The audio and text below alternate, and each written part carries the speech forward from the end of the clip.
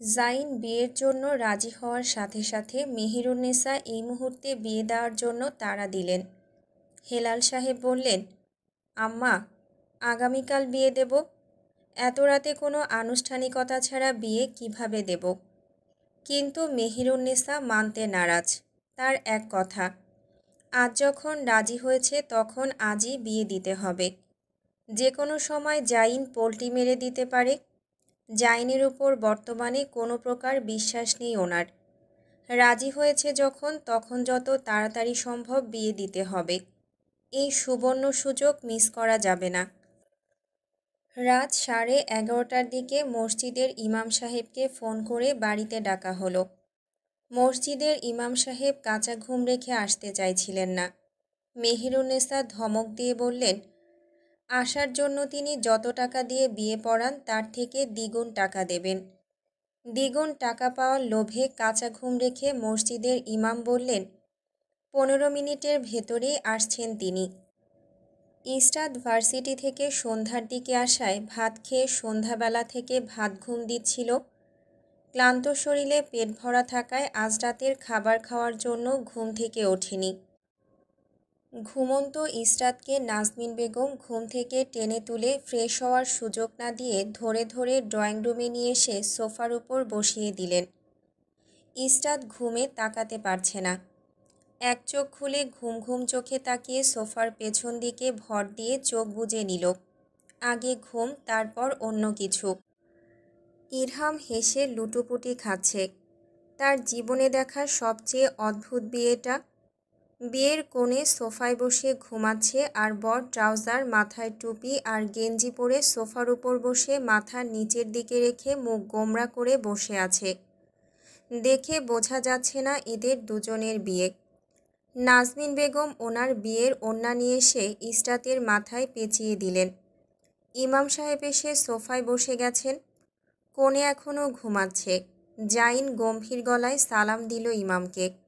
জাইন বলল, আমি বিয়ে করার আগে ইস্টাতের সাথে কথা বলতে চাই। হ, কথা কও, আমাগো কোনো সমস্যা নাইগা, কিন্তু যা কইবার এইখানে দাঁড়াইয়া কইবা। এখন পার্সোনাল কথা কইবার সময় নাইকা। জাইন মেহেরুন্নেসার দিক থেকে চোখ ফিরিয়ে নিল। সবার সম্মতি নিয়ে আমি তোমাকে বিয়ে করতে চাই ইস্টাত। হ্যাঁ অথবা নাতে উত্তর করো। তুমি কি আমাকে বিয়ে করতে চাও? তুমি না করে দিলে এই বিয়ে হবে না। কেউ তোমাকে জোর করবে না। ঘুমন্ত ইস্টাত কোনো কথা শুনল না। তার মাথা এখন একটা কথাই ঘুরপাক খাচ্ছে। সব কিছু মেনে নিলে তাকে আরাম করে ঘুমাতে দেবে। কোনো রকম এখান থেকে বের হতে পারলেই হলো। মাথার ভেতর ভো ভো শব্দ হচ্ছে ঘুমের অভাবে। সবাই চুপ করে আছে ইস্টাতের উত্তর শোনার জন্য। নিস্তব্ধ পরিবেশে মেয়েলি রিনরিনে শব্দে ভেসে আসলো, হ্যাঁ। ইস্টাতের স্বীকারোক্তি দেওয়ার সাথে সাথে ইমাম সাহেব বিয়ে পড়ানো শুরু করলেন। দেনমোহর কত টাকা বাঁধব? হেলাল সাহেব বললেন, 20 লক্ষ টাকা বাঁধেন। নাসির সাহেব বললেন, ভাই, নগদ টাকা দিতে হবে আমার মেয়েকে, মনে রাখবেন কিন্তু। হেলাল সাহেব বললেন, আমার ছেলের কি টাকার অভাব? কাজী সাহেব বললেন, তাহলে বিয়ে পড়ানো শুরু করি। 4 ভাই একসাথে বলে উঠলেন, জি, শুরু করুন। ইমাম সাহেব বিয়ে পড়াতে শুরু করলেন। 20 জুলাই রাত 12:30 নগদ 20 লক্ষ টাকা ধার্য করিয়া সৈয়দ জাইন হেলালের সহধর্মিণী হলেন সৈয়দা ইস্টাত নাসির। দুজনের জীবন এক সুতোয় বাঁধা পড়ল। বিয়েতে উপস্থিত ছিল আরশ, ইরহাম, নুসরাত আর বাড়ির কর্ত্রীরা। বাচ্চারা সবাই ঘুমাচ্ছে, তাই আর ঘুম থেকে তুলতে নিষেধ করে দিলেন হেলাল সাহেব। বিয়ে শেষ হতেই ইস্টাত ইমামকে সালাম দিয়ে নিজের রুমে গেল ঘুমানোর জন্য। আগামীকাল সকালে ভাবা যাবে কি হয়েছে। এখন ঘুমানো প্রয়োজন। আজ এত আরামের ঘুম আসছে কেন? ঘুমে মনে হচ্ছে চোখ খুলে পড়ে যাবে। এখন না ঘুমালে মনে হচ্ছে মরে যাবে। ইস্টাত কোনো রকম রুমে গিয়ে ঠাস করে শুয়ে পড়ল। আহ, শান্তি। চোখ দুটো লেগে আসলো। চোখের সামনে সব কিছু ধীরে ধীরে অন্ধকার হয়ে গেল। অন্যদিকে নুসরাত নখ কামড়াতে কামড়াতে নখ ব্যথা করে ফেলেছে। তারপরও কামড়ানো বন্ধ করছে না। গভীর চিন্তা করছে। ইসরাতের বিয়ে হয়ে গিয়েছে জাইনের সাথে। ইসরাতের পরে বিয়ে হওয়ার কথা ছিল জায়ানের। জাইনের বিয়ে হয়ে গেল, এবার জায়ানের পালা। খুব তাড়াতাড়ি বিয়ে দিয়ে দেবে জায়ানকে। তারপর কার পালা? ভাবতেই চোখ বড় বড় হয়ে গেল। এত তাড়াতাড়ি ইসরাতের বিয়ে দেওয়ার কি ছিল? সোফার উপর 2 পা তুলে বসল। গভীর চিন্তায় লিপ্ত নুসরাত। খাল কেটে কুমির নিয়ে এসেছে নিজে। বুড়ির কানে সব কথা ঢুকানোর কি ছিল? আরও 2-1 বছর পর ইসরাতের বিয়ে হলে কি এমন হতো? চোর গেলে বুদ্ধি বাড়ে, নুসরাতের সেই রকম অবস্থা। কি করা যায়, কি করা যায়? চোখ মুখ অন্ধকার হয়ে আসলো। সাথে সাথে আরেকটা চিন্তা মাথায় আসলো। আরশের বাচ্চা এখন তার বেয়াই। দুজন বিয়াই বেআইন। শেষ, সব শেষ। জীবনে যা স্বপ্ন দেখেছিল সব শেষ। ভেবেছিল কত কি ইসরাতে জামাইয়ের ভাইয়ের সাথে ইটিস পিটিস করবে, সব ধূলিসাৎ হয়ে গেল। বেয়ের হাত ধুয়ে আর টাকা পাওয়া যাবে না। ইসরাতের জামাইয়ের জুতো লুকিয়েও টাকা পাওয়া যাবে না। বিয়ের দিন গেট ধরলেও টাকা পাওয়া যাবে না। আরশের বাচ্চা ওখানে দাঁড়িয়ে ধমকাধমকি করবে। সব কিছু নুসরাতের চোখে এখনই ভাসছে। চিন্তা করতে করতে পা নামিয়ে বসল নুসরাত। নখ কামড়াতে কামড়াতে সিঁড়ির দিকে হেঁটে গেল। 2-3 দিন আগের কথা মাথায় আসলো নুসরাতের। ইচ্ছে করলো মাথা নিয়ে দরজার সাথে বাড়ি দিতে। কে লাড়া দিয়েছিল তাকে এসব আইডিয়া দেওয়ার জন্য? ধীরে ধীরে নিজের কর্মকাণ্ডের কথা মনে পড়ল। শয়তানে লাড়া দিয়েছিল ওই সময়। দাদি, জাইন ভাইয়ের বিয়ে দিতে চাও তুমি? মেহেরুন্নেসা মাথা নাড়ালেন। তিনি দিতে চান। শোনো, এসব ইমোশনাল কথা বলে কোনো লাভ নেই। অনেক তো ইমোশনাল কথা বললে। পটল? পটল না। তুমি ভাইয়াকে ধোকা দাও। ভাইয়াকে তোমার কথা দিয়ে ফাঁসিয়ে ফেলো। দেখবে এমনি এমনি রাজি হয়ে যাবে। কিভাবে ফাঁসাবো সেইটাই বইলা দে। কেন বলবো? আমার কি বেনিফিট এখানে? বলবো না। বেনিফিট ছাড়া এই নুসরাত সৈয়দ কোনো কাজ করে না। টাকা দিমুনে তোরে। কত চাস তুই? বেশি না, তুমি বুড়ো মানুষ। দাদা, 1000 টাকা দিলেই হবে। আমি আবার মানবতার ফেরিওয়ালা? আচ্ছা ডাইন, এইবার ক। এদিকে আসো। জানো না দেয়ালের কান আছে? কানে কানে বলি। কানে কানে নুসরাত শিখিয়ে দিল কি কি করতে হবে। মেহেরুন্নেসা বললেন, কাজ করব তো? না করলে টাকা ফেরত। একদম 100% সত্যি কথা। ধান্দার বিষয়ে কোনো মিথ্যা কথা বলে না নুসরাত। কথাগুলো মাথায় আসতেই নুসরাতের নিজেকে ইচ্ছে করল ঠাস করে থাপ্পড় মারতে।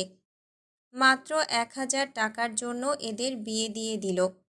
এসব কুটনামি আইডিয়া দিল বুড়িকে। নিজের পায়ে কুড়াল মারলি রে গাধি।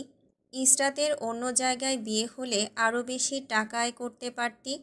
বলদি কোথাকার। নিজ মনে নিজেকে ধিক্কার জানালো। আর করবি টাকা দিয়ে কাজ? লে, এবার লোকসান সামলা। সিঁড়ি দিয়ে উঠতে উঠতে নিজের মাথায় নিজেই 2-1টা গাঁট্টা মারল। আরশ সোফার উপর বসে কখন থেকে খেয়াল করছিল নুসরাতকে। সোফার উপর পা তুলে বসে আবার নামায়, কিভাবে আবার চোখ বড় বড় করে। পরে সিঁড়ির দিকে যেতে যেতে নিজেকে গাঁট্টা মারে। মাথায় বাড়ি মারছে। পাগল হয়ে গেল নাকি? বোনের বিয়ের শোকে? আরশের হঠাৎ মনে হলো অনেক দিন হয়েছে নুসরাতকে জ্বালানো হয় না। আজ একটু জ্বালাতে ইচ্ছে করল। নিজের চিন্তাভাবনায় নিজেই অবাক হলো। কি ভাবছে এসব? তবুও জ্বালাতে ইচ্ছে করছে। সব কিছু এক সাইডে রেখে আরশ উঠে দাঁড়ালো। ট্রাউজার ঠিক করে টি শার্ট টেনে ভাঁজ ঠিক করল। নুসরাত ডিপ্রেশনে মাথার নিচের দিকে ঝুঁকিয়ে হাঁটছিল আর ভাবছিল কত বড় লস করল নিজের। নিজ মনে গান গাইল, পরাণ যায় জ্বলিয়া রে পরাণ যায় জ্বলিয়া। একে তো রোগা, তার উপর চুলগুলো কোনো রকম বান করে রাখা থাকে। যা 2 মিনিট পর পর খুলে যায়। রোগা শরীরের ওপর ওভারসাইজ টি শার্ট আর ব্যাগি প্যান্ট পরে হাঁটছে। দূর থেকে দেখে মনে হচ্ছে কোনো মৃতদেহ হেঁটে চলেছে। নাজমিন বেগম ইসরাতের রুমে হেয়ার কন্ডিশন আনার জন্য গিয়েছিলেন। হঠাৎ ঝুঁকে কিছু আসতে দেখে চিৎকার করে উঠলেন। নুসরাত সোজা হয়ে মায়ের দিকে তাকালো। চুলগুলো সামনের দিকে এসে মুখ চোখে ঢুকে গিয়েছে। হাত দিয়ে চুল সরিয়ে দিয়ে মায়ের দিকে তাকালো। ডিপ্রেশনে মুখ দিয়ে বের হলো আউলা ঝাউলা কথা। চিৎকার করছো কেন আম্মা? নাজমিন বেগম বুকে থুতু ছিটিয়ে নুসরাতের পিঠে হালকা জোরে থাপ্পড় মারলেন। মরা মানুষের মতো হাঁটছিস কেন? আর চুলগুলো বাঁধিস না কেন? সারাদিন জিনের মতো ঘুরে বেড়াস। এখন যদি তোকে দেখে আমি হার্ট অ্যাটাক করতাম তখন কি হতো? যখন হতো তখন দেখা যেত। এখন এত ভেবে কী লাভ? থাপড়ে গাল লাল করে দেব। যা, চুলগুলো গিয়ে বাঁধ, না হলে তোর একদিন কি আমার একদিন। আম্মা, আমার হাত কীরকম লক্কর ঝক্কর হয়ে গিয়েছে, এই দেখো, কাজ করছে না। হাত নাড়িয়ে দেখালো নুসরাত। কান্না করে দেবে দেবে আবার হেসে উঠল। আবার ভং ধরা কান্না করে দিল। এই, মরা মানুষের মতো করবি না। তুই খাবার পাস না? আর পাগলের মতো হাসা বন্ধ কর। পাগল হয়ে গিয়েছিস? এই রকম রোগা হলি কীভাবে? আর এসব কী কাপড় পরিস?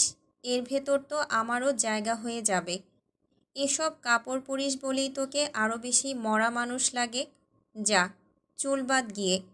আমি যদি আজ চুল খোলা পাই নুসরাত, তোর চুলে আমি আগুন ধরাবো। নাজমিন বেগম ধমকে ধামকে হেয়ার কন্ডিশনার নিয়ে চলে গেলেন। নুসরাত এবার সিঁড়ির রেলিং ধরে বসে পড়ল। পায়ে শক্তি পাচ্ছে না, কান্না আসছে, আবার হাসিও আসছে। এ কী হলো? আরশের বাচ্চা তার বেয়াই হয়ে গিয়েছে। আহা! হাত পা ছড়িয়ে বসে রইল। রুমে যাওয়ার কোনো তাড়া নেই নুসরাতের। আরশ এতক্ষণ মা মেয়ের কথা শুনছিল। এবার সে নুসরাতের সাথে লেগে বসল। কি হয়েছে তোর? এভাবে মরা মানুষের মতো পড়ে আছিস কেন? আরশের কথার উত্তর দিল না। নুসরাতের গান গাইতে ইচ্ছে করল। ইচ্ছেকে প্রাধান্য দিয়ে গেয়ে উঠল, আমার টাকাগুলো সব উড়াইয়া লইয়া গেল যাইন না। কত কি ভাবছিলাম, সব মাটির মতো ধূলিসাৎ হয়ে গেল। আরুষা আমার প্লেনে সব পানি ঢেলে দিল। না না না না না, আমি নিজেই নিজের প্লেনে পানি ঢালছি। হা হা হা, হু হু হু হু। মুখ দিয়ে শব্দ বের করলো কান্না করার মতো করে। তারপর আবার হেসে উঠল। আরশ অদ্ভুত দৃষ্টিতে তাকিয়ে রইল। এর কি হয়েছে? এরকম করছে কেন? আর এসব কী গান গাচ্ছে? কোনো মানুষের গলার সুর এত বেসুরো হয়? আরশের ভেতর থেকে কেউ বলল, হয়তো তোর সামনে যেটা বসে আছে এর হয়। আরশের মনে হলো আজ আর ঝগড়া করবে না। কিভাবে ঝিম মেরে বসে আছে, রুমে গিয়ে ঘুমানোই উত্তম। চুপচাপ উঠে দাঁড়ালো। নুসরাত বসে রইল নিজ জায়গায়। ও ডিপ্রেশনে এখানে বসে ডিপ্রেশন দিবস পালন করবে আজ। পরে রুমে যাবে। আরশ একবার তাকিয়ে নিজের রুমে চলে গেল।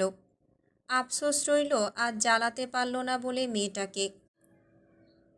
পরের দিন সকালবেলা ইসরাতের যখন ঘুম ভাঙল তখন রাতের কথা ধীরে ধীরে মনে হতে লাগল। ইসরাতের মনে পড়ল জাইন তাকে জিজ্ঞেস করেছিল বিয়েতে রাজি কিনা সে। সে স্বীকারোক্তি হ্যাঁ দিয়েছিল। বিয়ে হয়ে গিয়েছে তাদের। ঘুমের কারণে জিনিসগুলো আধো আধো মনে আছে। ইমাম সাহেব তাকে কবুল বলার কথা বলতেই ইসরাত সেকেন্ডের মধ্যেই কবুল বলে দিয়েছিল। একটুও কান্নাকাটি করেনি। হায় আল্লাহ, এ কী করল? সত্যি বিয়ে হয়ে গিয়েছে নাকি নিজের স্বপ্ন দেখছে? নিজেই নিজের হাতে চিমটি কাটল। না, সব ঠিক আছে। পাশে তাকিয়ে দেখল নুসরাত ঘুমিয়ে আছে। ইসরাত ধাক্কা দিল নুসরাতকে। নুসরাত নড়ে চড়ে ঘুমিয়ে গেল। এই, ওঠ নুসরাত, কাল রাতে কী হয়েছে এ টু জেড বল। নুসরাত ঘুমের কারণে কথা বলতে পারল না। রাত ৩টার সময় সে ঘুমিয়েছে। প্রচুর ডিপ্রেশনেও ছিল। কথা বলতে ইচ্ছে করল না। ইসরাত মাংস ধরে হাতের বাহুতে চিমটি কাটল। নুসরাত চোখ বুজে থেকেই থাপ্পড় মারল ইসরাতকে। জ্বালাস না তো, ঘুমাতে দে, সর এখান থেকে। ইসরাত ঘাড়তেরার মতো পড়ে রইল। আবার জিজ্ঞেস করল, আগে বল কি হয়েছে কাল রাতে? আমি কি ভুল কিছু ভাবছি, নাকি এটা সত্যি? নুসরাতের ইচ্ছে করল ইসরাতকে মাথায় তুলে আছাড় মারতে। দাঁতে দাঁত চেপে বলল, কাল রাতে তোর আর তোর জামাইয়ের বাসর হয়েছে। তারপর একটা বাচ্চা তোর জামাই পয়দা করেছে। হয়েছে খুশি এবার? যা এখান থেকে বাল, জ্বালাস না তো। ইসরাত নাছোড়বান্দা, সে নড়ল না। আবারও ধাক্কা দিল নুসরাতকে। নুসরাত এবার চিৎকার দিয়ে ভয়ঙ্কর গালি দিল। ইসরাত গায়ে মাখল না। কিছু জানতে হলে কিছু সইতে হবে, এটা কোনো বিষয় না। প্লিজ বল কি হয়েছে? আমি মরে যাব বোন, চিন্তায় আমার মাথা ফাটছে। নুসরাত উঠে বসল। ইসরাতের মাথার আশপাশে তাকিয়ে বলল, কই ফাটছে? আমি তো দেখতে পাচ্ছি না। হেয়ালি না করে বল কি হয়েছে। নুসরাত সব খুলে বলল। ইসরাত প্রচুর সিরিয়াস ভঙ্গিতে তাকিয়ে থাকল। তারপর হু হু করে কান্না শুরু করল। বালিশের মধ্যে মাথা দিয়ে বাড়ি দিল। আমাকে জিজ্ঞেস করেছিল আর আমি সুন্দর করে রাজি হয়ে গেলাম।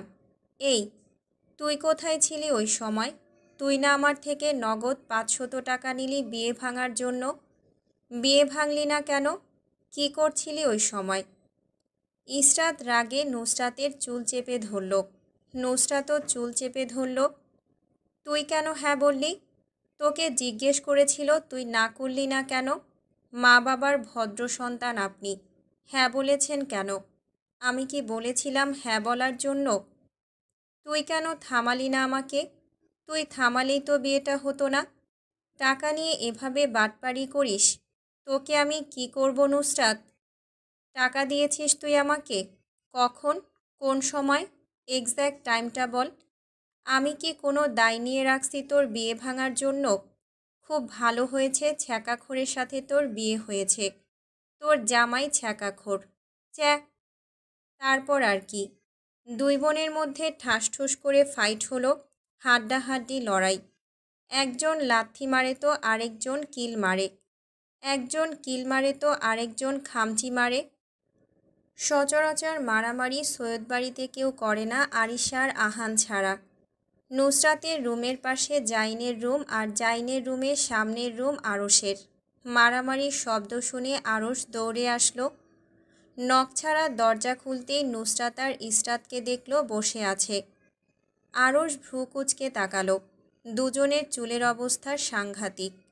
ইসরাত ফর্সা হওয়ায় মুখটা কিছুটা লাল হয়ে আছে। আরশ বুঝল মুখে মার পড়েছে। সচরাচর দেখা যায় নুসরাতের হাতে মার খেয়ে ইসরাতকে কান্না করতে। তারপর কি? নাজমিন বেগমকে বিচার দেয় ইসরাত।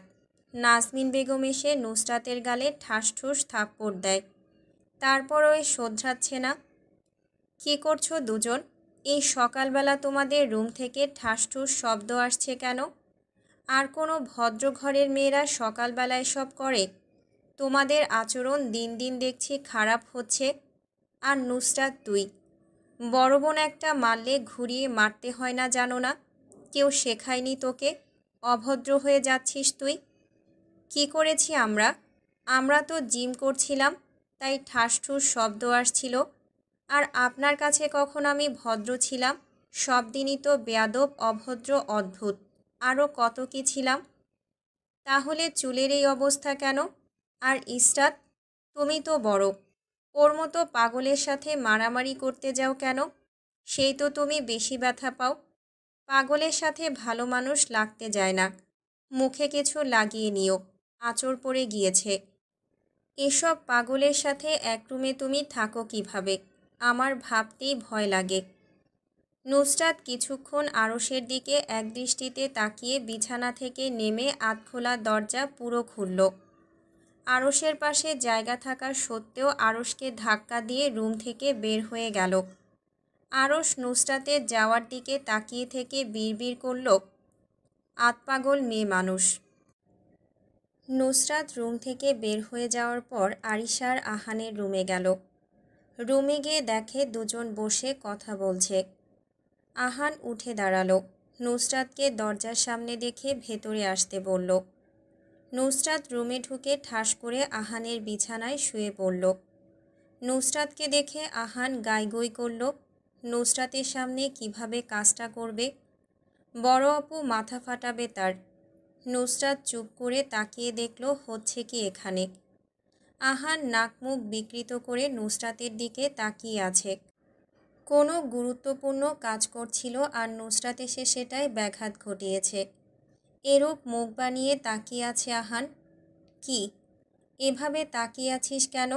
মনে হচ্ছে পারলে তুই আমায় কাঁচা চিবিয়ে খাবি। কিছু না, যা করার কর, আমি কিছুই বলবো না। মনে কর আমি এখানে নেই, এখন কি করতে চাইছিলি কর। নুসরাতের কথা শুনে আহান উৎফুল্ল হয়ে উঠল। নুসরাতকে পাম দিয়ে বলল, এই জন্যই বড় আপু তোমাকে আমার এত ভালো লাগে। নুসরাত লজ্জা পেয়েছে এমনভাবে মুখ লুকালো। মুখে হাত রেখে হেসে উঠল।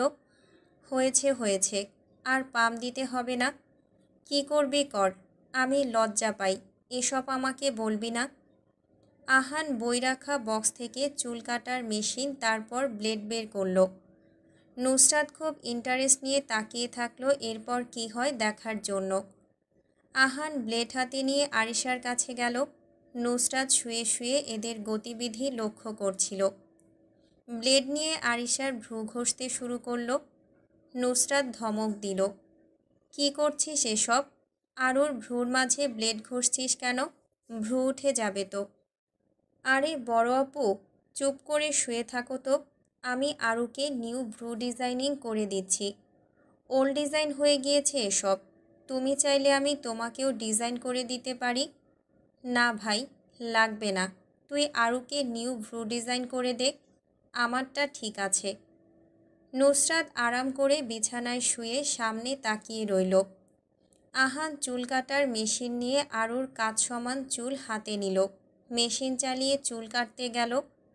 নুসরাত লাফ দিয়ে উঠে মেশিন টেনে নিয়ে গিয়ে আহানের মাথায় গাঁটটা মারল। আহান বিরক্ত হয়ে নুসরাতের দিকে তাকালো।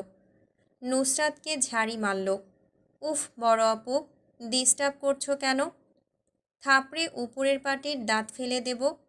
ভ্রু ডিজাইন করেছিস কন্যা ভাই, ছোট্ট মেয়েটার চুলের পেছনে পড়লি কেন? ওর চুলে হাত দিবি, আমি তোকে টাকলা বানিয়ে দেব। আরু, এবার ওর ভ্রু ডিজাইনিং করে দেখ। বলদির মতো হাঁ করে বসে রয়েছিস। আহানকে শাসিয়ে বিছানায় শুয়ে পড়ল নুসরাত। ইশারায় বলল, শুরু কর। আরিশা চুল কাটার মেশিন দিয়ে আহানের মাথার মাঝখানে চুল কেটে দিল। আহান হাত দিয়ে ডান পাশ দেখালো, দেখিয়ে বলল এই পাশও ডিজাইন করে দেওয়ার জন্য। আরিশা চারপাশ থেকে একটু একটু চুল কেটে আহানকে আবুল বানিয়ে দিল। এরপর ব্লেড দিয়ে আহানের ডান ভ্রু মাঝ বরাবর ঘষল। বাঁ ভ্রু ঘষতে যাবে রুহানি রুমে এসে ঢুকলেন। আরিশার আহানের ভ্রু দেখে হাই হাই করে উঠলেন। নুসরাত অলস ভঙ্গিতে উঠে দাঁড়ালো। হাত উপরের দিকে তুলে আড়মোড়া ভাঙল। আবার বিছানায় বসল। নুসরাত, আম্মা তুমি দেখোনি এরা এসব করছে?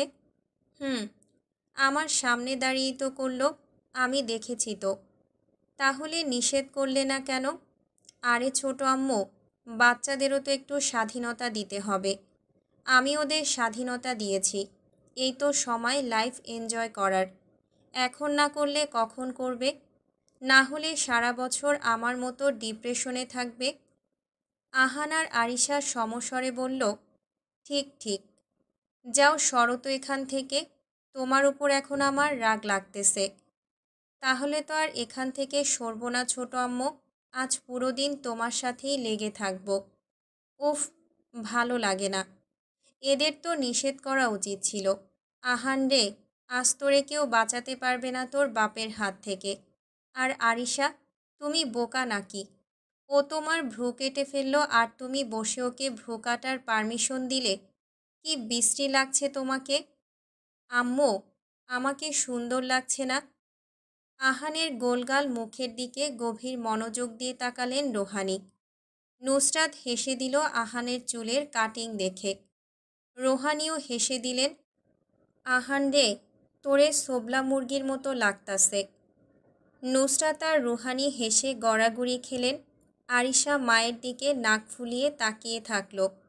তাদের মা তাদের নিয়ে হাসাহাসি করছে। এটা কোনো কথা? যেখানে নুসরাতকে বকা দেবে কেন তাদের আটকালো না, সেখানে নিজেই তাদের নিয়ে হাসছে। আহান, আয় বাপ, তোর চুলগুলো কেটে টাকলা করে দিই। আম্মু, নিউ ডিজাইন করব আমরা। আহানের গালে নাকে ঠোঁটে চেপে চুমু খেলেন রুহানি। হ, আয় বাপ, তোকে নিউ ডিজাইন করে দেই। সকালে ইসরাতের সাথে ঝগড়ার জন্য ইসরাতের সাথে কথা বলছে না নুসরাত। ইসরাত কথা বলতে গেলে কথার উত্তর দিচ্ছে না, চুপচাপ বসে আছে। ইসরাত অনেক চেষ্টা করল, তারপরও কথা বলল না।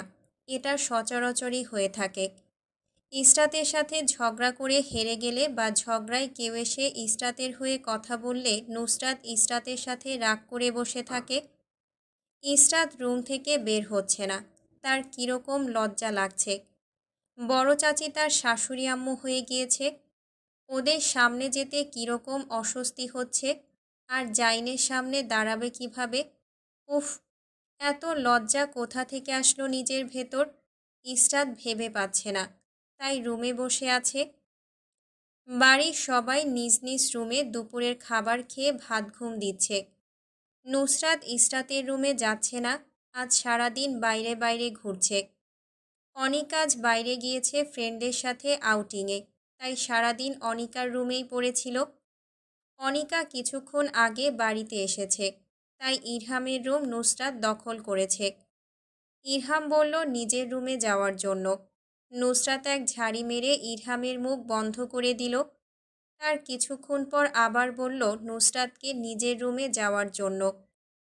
নুসরাত নড়ল না, বিছানায় শুয়ে মোবাইল টিপতে শুরু করল। বোন আমার, নিজের রুমে যা, আমার শরীর ব্যথা করছে, একটু ঘুমাবো। নুসরাত মাটির দিকে ইশারা করে বলল, এখানে ঘুমিয়ে পড়। বোন, প্লিজ আমার রুম থেকে তোর রুমে যা, আমার রুম খালি কর। আমার রুমে কেন আসলি? আরুষ ভাইয়ার রুমে যা, খালি আছে। না হলে জায়ান ভাইয়ার রুমে, আর তা না হলে দাদির রুমে যা। এ তো যদি না হয় আম্মু, ছোট আম্মু বা চাচির রুমে যা। ধুর, ওদের রুমে কেন যাব? আমি মানুষের রুমে গিয়ে কি করব? তুই তাহলে আমার রুম থেকে বের হ। আমাকে কি তোর মানুষ মনে হয় না? প্লিজ বোন, যা। নুসরাত নড়ল না, ঘাটতারার মতোই পড়ে রইল। তার এক কথা, সে এখান থেকে নড়বে না। প্রয়োজন হলে তুই যা, আমি যাব না। বোন, প্লিজ যা বোন, তোর দুই পায়ে পড়ি, যা। আমার মতো মানুষ এত আর্জি করছে, তারপরও তুই কেন যাচ্ছিস না? নুসরাত কিছু খোঁজার ভঙ্গিতে আশেপাশে তাকালো। আশপাশ খুঁজে কপালে ভাঁজ ফেলে ইরহামের দিকে তাকালো। মানুষ কই? আমি তো খুঁজে পাচ্ছি না। এই যে আমি মানুষ, তোর চোখে পড়ছে না? তুই কিসের মানুষ? তুই একটা অমানুষ। দেখছিস, একটা বাচ্চা মেয়ে শুয়ে আছে, তার মধ্যে এত ডিস্টার্ব করছিস। আমি ঘুমাবো, বিদায় হ আমার রুম থেকে। সরি টু সে, এটা আমার রুম। আপনি ভুল করছেন আপা। যা ভাগশালা, আমি এখান থেকে আজ নড়ব না। আজ যা খুশি তাই হয়ে যাবে। আজ থেকে এটা আমার রুম। ইরহামের সহ্য সীমার বাইরে চলে গেল। নুসরাতের হাত ধরে একটানে বিছানা থেকে তুলে ঘাড় ধরে রুম থেকে বের করে দিল। যা শালি, ভাগ। তুই শালা আমাকে বের করে দিয়েছিস। আমি ভেবেছিলাম সুরভির সাথে তোর কিছু একটা করে দেব। এখন যখন বের করে দিলি, তখন আর কি করার? তুই বাল সিঙ্গেলই মরবি। তোর এই কপালে জিএফ নাই। নুসরাত ভাবসাব নিয়ে সামনের দিকে এগিয়ে গেল। মনে মনে গুনল 3, 2, 1 অ্যান্ড 0। পেছন থেকে ইরহাম ডেকে উঠল। নুসরাত মনে মনে হিহি করে হাসল। ইরহামের ডাকনা শোনার ভান করে ধীরে ধীরে হাঁটল। যাতে আবার ডাক দেয়। ইরহাম আবার ডাকল। নুসরাত একবার পেছনে রাগী মুখ নিয়ে তাকিয়ে সামনে চলে গেল। ইরহাম নুসরাতের পাশে দৌড়ে এসে তোষামোদ করল, বোন, রাগ করিস না, আমি তো এমনিই বলেছি, কত কী তো বলি, আমরা না ফ্রেন্ড, এসব ধরলে কি হয়, রাগ করিস না, আয় বোন আয়, আমার রুমে চল, প্রয়োজন হলে আমি আম্মুর রুমে চলে যাব, তুই আমার রুমেই থাক। নুসরাতকে কথা বলতে না দেখে ইরহাম বলল, আমার রুম তোকে দিয়ে দিলাম, রাগ করিস না বোন, আর রাগ করে থাকিস না, আয়, আমার কিউট বনুটা। নুসরাত মনে মনে হেসে গড়াগড়ি খেল। ঢিল ঠিক জায়গায় গিয়ে লেগেছে। নুসরাত বলল, আহ, এত কথা বলতে হবে না, আমি বুঝতে পারছি তুই তোর কৃতকর্মের জন্য লজ্জিত। আচ্ছা বৎস, কষ্ট পেও না, আমি তোমাকে ক্ষমা করে দিলাম। ইরহাম বিনা বাক্যে সব মেনে নিল। নুসরাত 2 তলার রেলিং ধরে বসে গেল। আমাকে টেনে নিয়ে যা তোর রুমে। ইরহাম নুসরাতের হাত ধরে টেনে নিয়ে গেল তার রুমে। নুসরাত মেঝেতে বসে বসে বিছানায় গিয়ে উঠে বসল। এবার বল, তুই কি করবি সুরভির সাথে? কিছু করার কথা ছিল একটু আগে। ও হ্যাঁ, পানি খাওয়া ভাই, গলা শুকিয়ে গেছে, এসব করতে গেলে তো এনার্জি লাগে। ইরহাম পানি আনতে খাবার টেবিলে গেল। নুসরাত ফোন দিল সুরভিকে। হ্যালো বল, তোর আশিক তোকে মিস করছে, সাদিয়াকে নিয়ে চলে আয় তো আমাদের বাড়িতে, 5টার সময় চলে আসিস, আজ রাতে থাকবি, কাপড় নিয়ে আসিস। আচ্ছা। নুসরাত ফোন রাখতেই ইরহাম ঝড়ের গতিতে পানি নিয়ে আসলো। নুসরাত পানি খেয়ে আরাম করে বসে রইল। কি করবি বললি না? তোর প্রেমিকা বিকেলে আসবে, তখন কিছু করব। এখন আমার রুম থেকে বিদায় হ, না হলে ঘাড় ধাক্কা দিয়ে বের করব। ইরহাম নুসরাতের পায়ে লাথি মেরে চলে গেল। নুসরাত লাথি খেয়ে হিহি করে হাসল। ইরহাম বিড়বিড় করে বলল, পাগল বেডি মানুষ, মেন্টাল কোথাকার, তুই পাবনায় থাকার কথা ছিল, আমাদের বাসায় কি করিস? ইরহামের অপমান নুসরাত গায়ে মাখল না। মাছি তাড়ানোর ভঙ্গি করে অপমান সব উড়িয়ে দিল নুসরাত।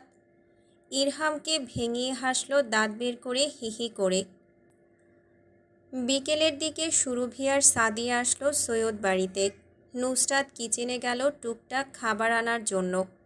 গিয়ে অবাক হয়ে তাকালো, আরশ ব্ল্যাক কফি তৈরি করছে। এই সময় ইরহাম আর হেলাল সাহেব ছাড়া পুরুষ মানুষ বাড়িতে কেউই থাকে না। তাহলে আরশ কি করছে কিচেনে? যাকগে, এটা আমার ভাবার বিষয় না, যার যা করার করুক, আমার কি তাতে। নুসরাত কিচেনে ঢুকতেই একবার আরশ পেছন ফিরে নুসরাতের দিকে তাকিয়ে আবার কফি বানাতে মনোযোগ দিল। নুসরাত চামচ 4টা জুস, লেস, প্রিঙ্গেলস হাতে নিল। ফ্রিজ খুলে আইসক্রিম বের করল।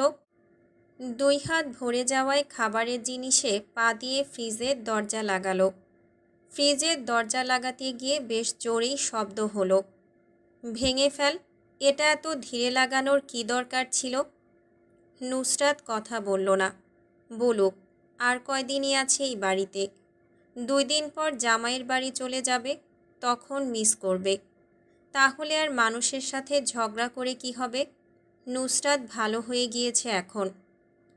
আরশের কপালে ভাঁজ পড়ল। আজকাল নুসরাতের ভেতর বিরাট পরিবর্তন এসেছে।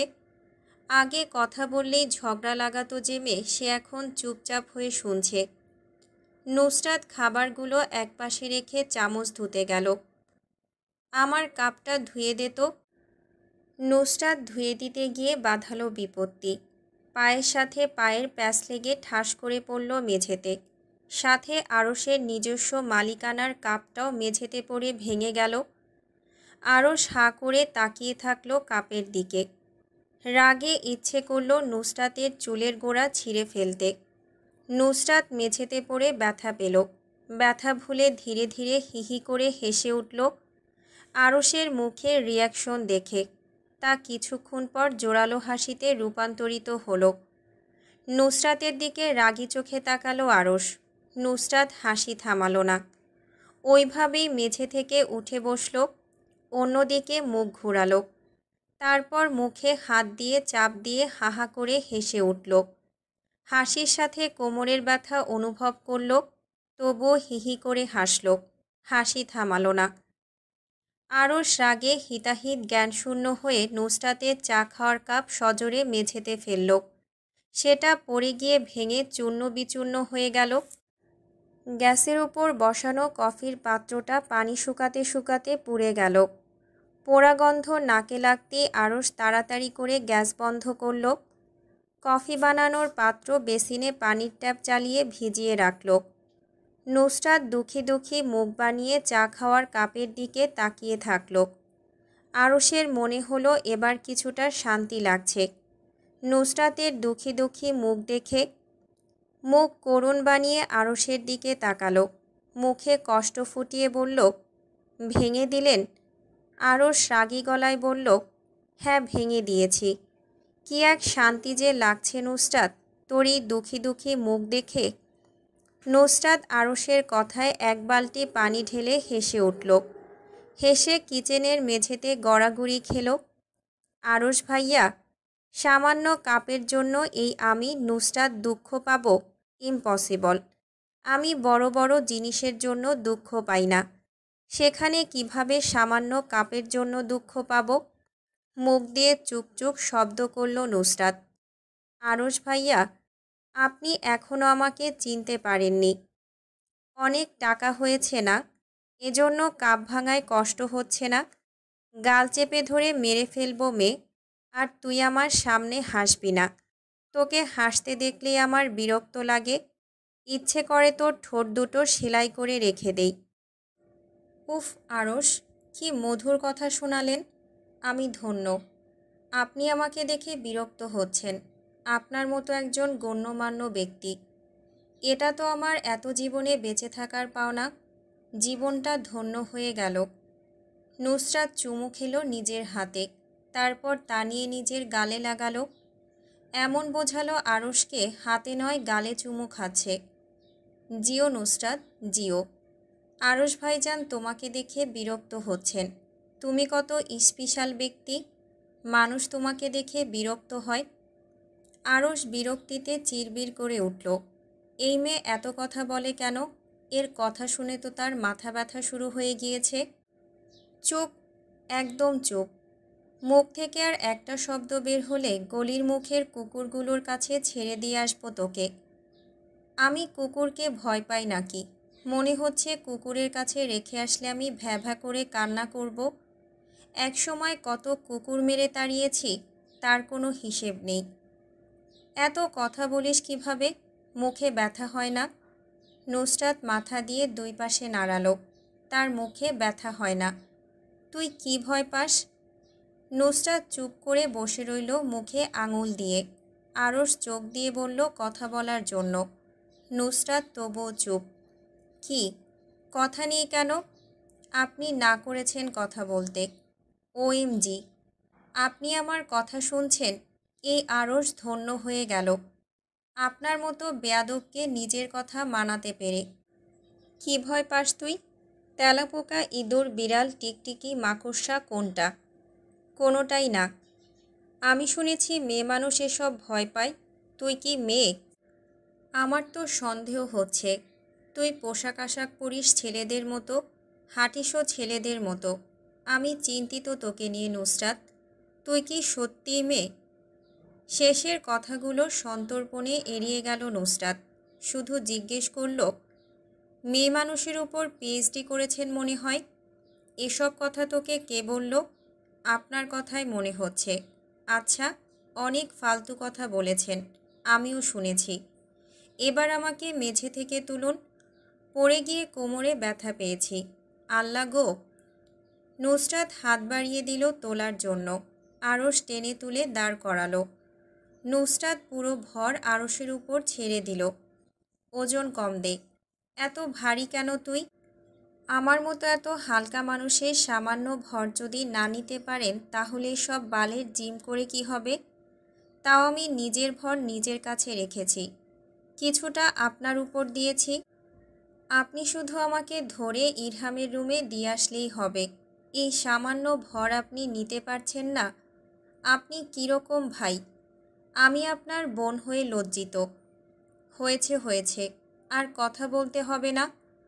আরশ নুসরাতকে ধরতে অস্বস্তি বোধ করল। কোমর ধরতে গিয়ে হাত ফিরিয়ে আনল। নুসরাতকে কিভাবে ধরবে কোনো পথ খুঁজে পেল না। কিভাবে ধরে নিয়ে যাব? যেভাবে ধরে নিয়ে যায় সেভাবে নিয়ে যান। আরশ নুসরাতের দুই কাঁধ বুকের সাথে চেপে ধরল। নুসরাত কোমরের ব্যথা ভুলে লাফ দিয়ে সরে গেল। ভাই, আপনি খাবারগুলো নিয়ে আসেন, আমি চলে যাব কোনো রকম। আর না যেতে পারলে অনিকাকে ডেকে নেব। আপনি শুধু খাবারগুলো পৌঁছে দিন। আরশ আইসক্রিম হাতে নিয়ে নুসরাতের দিকে অদ্ভুতভাবে তাকালো। নুসরাত এভাবে তাকাচ্ছে কেন বুঝল না। জিজ্ঞেস করল, কি? তুই একা এত বড় এক বাটি আইসক্রিম খেয়ে ফেলবি? আর কেউ খাবে না? এই বাড়িতে এতগুলো বাচ্চা আছে, সেগুলোর কথা ভুলে গেলি? নিজে একা এত বড় একটা আইসক্রিমের বাটি খেয়ে ফেলবি? নুসরাত কিচেনের দেয়ালের সাথে ভর দিয়ে দাঁড়ালো। কোমরের হাড্ডিতে ব্যথা পাওয়ার জন্য চিনচিন করছে। কথা বলতে ইচ্ছে করল না, তারপরও বলল, হ্যাঁ, আমি একা খাবো। শান্তি।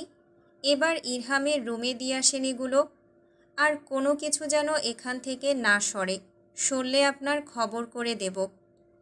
ইরহামের রুমে তুই কি করছিস? কিছু একটা করছি। এত জেনে কি করবেন ভাই? যান, গিয়ে খাবারগুলো রেখে বিদায় হন। আজাইরা কথা শুনতে বা বলতে কোনোটাই ভালো লাগছে না। আরশ খাবারগুলো নিয়ে চলে গেল ইরহামের রুমের দিকে। নুসরাত দেয়ালে হাত দিয়ে ধরে ধরে সিঁড়ির কাছে গেল। তারপর দাঁতে দাঁত চেপে সিঁড়ি বেয়ে উঠল। সিঁড়ির কাছ থেকে দাঁড়িয়ে নুসরাত দেখল আরশ 3টা লেইসের প্যাকেট নিয়ে ইরহামের রুম থেকে বের হচ্ছে। নুসরাত চিৎকার করল সিঁড়ি থেকে, এই, আপনাকে না করলাম না আমাদের বাচ্চাদের খাবার থেকে খাবার না সরানোর জন্য? তারপরও নিয়ে যাচ্ছেন। দিয়ে যান, দিয়ে যান আমার খাবারগুলো। আপনি বাচ্চা হচ্ছেন দিন দিন। এসব আমাদের খাবার, আপনি কেন খাবেন? বুড়ো বয়সে এসব খাচ্ছেন? চ্যা। নুসরাতের চিৎকার শুনে হেলাল সাহেব নিজের রুম থেকে বের হলেন। সিঁড়ির কাছে দাঁড়িয়ে নুসরাত চিৎকার করছে আর আরশ ইরহামের রুমের সামনে দাঁড়িয়ে লেসের প্যাকেট খুলে টপটপ লেস মুখে ঢুকাচ্ছে। এই, খাবেন না বলছি। ওগুলো আমার, আমি খাবো। আপনি আমাদের খাবারে ভাগ বসাচ্ছেন কেন? কিচেন থেকে নিয়ে খান। ওইগুলোতে এই স্বাদ পাওয়া যায় না রে পাগলি, যা তোর দিল জ্বালিয়ে খেলে পাওয়া যায়। নুসরাত চিৎকার দিল রাগে। কোমরের ব্যথায় আস্তে ধীরে উঠতে হচ্ছে। আর আরশ দাঁত কেলিয়ে তার চিপসগুলো খেয়ে নিচ্ছে। হেলাল সাহেব ধমক দিলেন আরশকে, ওর চিপস দাও আরশ। তুমি বাচ্চা নাও যে ওর খাবারগুলো ঝগড়া করে নিয়ে খাচ্ছ? খেতে হলে কিচেন থেকে নিয়ে খাও। আরশ হেলাল সাহেবের বাধ্য হওয়ায় বাকি 2 প্যাকেট নুসরাতের দিকে বাড়িয়ে দিল। নুসরাত কোমর ধরে আস্তে আস্তে উপরে উঠল। হেলাল সাহেব এসে নুসরাতকে জিজ্ঞেস করলেন কি হয়েছে। নুসরাত বলল, পড়ে গিয়ে ব্যথা পেয়েছে। হেলাল সাহেব 2 বাহু চেপে সিঁড়ি দিয়ে উঠালেন নুসরাতকে। সিঁড়ি বেয়ে 2 তলায় উঠতেই আরশের কাছ থেকে টান মেরে চিপসের প্যাকেট নিয়ে আসলো। হেলাল সাহেবের কাঁধে ভর দিয়ে ইরহামের রুমে চলে গেল। সেখানে নুসরাতের গ্যাং বসেছিল। সাদিয়া সুরভি সালাম দিল হেলাল সাহেবকে। হেলাল সাহেব সালামের উত্তর দিয়ে কিছুক্ষণ কথা বলে চলে গেলেন। এতক্ষণ লাগলো এসব আনতে গিয়ে? আরে না, আরশের সাথে ঝগড়া লেগে গিয়েছিল। ও, তুই এত ঝগড়া করিস আরশের সাথে, তারপর ওকে বিয়ে করতে কেন চাস? কারণ আমার ড্রিম কাজিন বিয়ে করা। কিন্তু এখন মনে হচ্ছে এই স্বপ্ন স্বপ্নই রয়ে যাবে। ইরহাম সাবধান করল নুসরাতকে। বোন, আস্তে কথা বল। ছোট ভাইয়া শুনলে তোর গাল আর গালের জায়গায় থাকবে না, থাপড়ে নকশা বদলে দেবে। আমি কি ভয় পাই? এটা আমার স্বপ্ন, কাজিন বিয়ে করা। খারাপ কি? কিন্তু কাজিন বিয়ে করতে চাস কেন? রিজন কি? বুঝলি না? কাজিন বিয়ে করলে লাভ আর লাভ। যেমন ধর নিজের বাড়িতে থাকলাম, নিজের চাচি শাশুড়ি হলো, আবার নিজের মা চাচি শাশুড়ি হলো, আবার চাচাদের ক্ষেত্রেও সেম, কোনো কাজ করতে হবে না। বাড়ির মেয়ে বাড়িতে থাকবে, রান্না করলেও যা, না করলেও তা। নিজের রুমে পড়ে থাকবো পুরো দিন। আর সবচেয়ে বড় লাভ, আমার নাম্বার 1 শত্রু আরসের বাচ্চার ঘুম হারাম করে দেব, জীবন জ্বালিয়ে পুড়িয়ে ছারখার করে দেব। তারা যখন কথা বলায় ব্যস্ত, খেয়ালই করল না দরজার সামনে দাঁড়িয়ে তাদের কথা মনোযোগ সহকারে কেউ শুনছে। তারপর সেখান থেকে অব্যয়টা আলগোছে চলে গেল। নিজ মনে কিছু ভাবল এবং কিছু একটা সিদ্ধান্ত নিল।